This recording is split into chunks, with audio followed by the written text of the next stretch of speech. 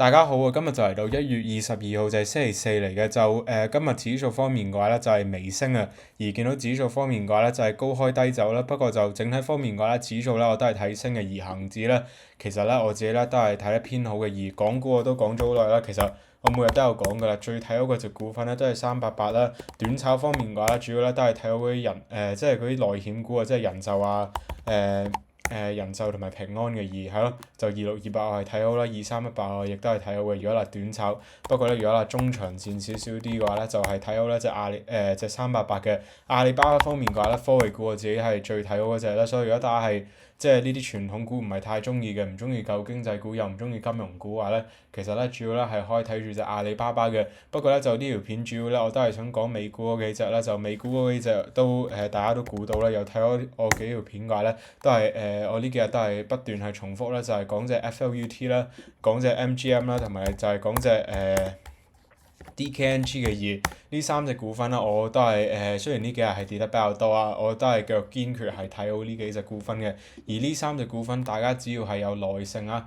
其實我今日都唔係咁想出片啊，因為都比較忙啦，呢排係比較忙啊。不過咧就呢排就跌得比較多，所以就一定要重複啦。其實雖然佢跌咗落嚟咧，其實我自己覺得問題唔太大嘅。而琴日咧我係加大咗我嘅倉位嘅，而呢三隻股份加埋咧就係佔我倉位係大約係30%左右啦。其中咧最大倉位咧就係 MGM 啦，第二大倉位就係 FLUT 啦，第三大倉位咧就係隻DKNG 啊，最細倉位 DKNG 啦。所以就係咯，呢三隻股份咧加埋成個我自己資產咧差唔多成30%啦。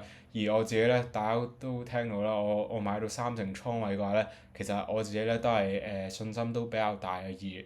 而係咯，就MGM 啦、FLUT 啦，我自己咧都係堅決睇好嘅。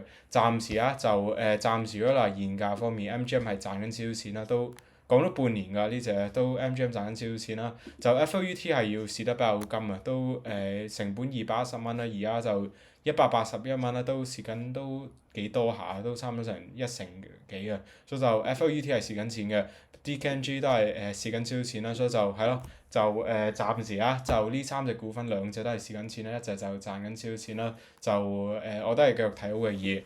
而係咯，就今日出呢條片主要咧都係講呢三隻嘢啦。而我自己咧都係講一講啦，就係加到個倉位成30%啦，所以就都冇乜特別啊。就都係咁講啦，就我呢排咧就都比較少出片啊。而大家如果係想睇我多啲嘅 update，即係如果有任何問題嘅話咧，就可以喺 Patreon 問啦，就撳下邊嗰條 link 咧就 join 我 Patreon 㗎啦。始終咧我呢排咧都比較忙啊，而未必每日出到片啊。所以如果大家係有興趣係想睇翻我每日啲 update 嘅話咧，大家就可以撳下邊個 link 啊，就 join 我嘅 Patreon 啦。好啦，就講到新聞，記得我上嗰度唔係投資建議啦，就現只供參考。